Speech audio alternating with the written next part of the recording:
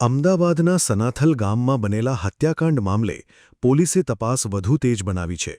આ કેસમાં પોલીસે 5 આરોપીઓને સાથે રાખીને ઘટના સ્થળે પંચનામું અને સીન રિકન્સ્ટ્રક્શનની કાર્યવાહી હાથ ધરી હતી.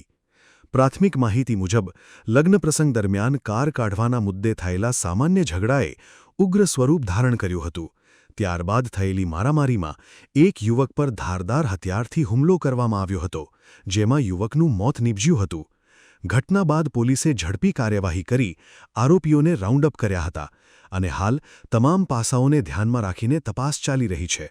આજે પોલીસે આરોપીઓને સાથે રાખીને ઘટના સ્થળે પહોંચીને સમગ્ર ઘટનાક્રમને ફરીથી રિકન્સ્ટ્રક્ટ કર્યો હતો.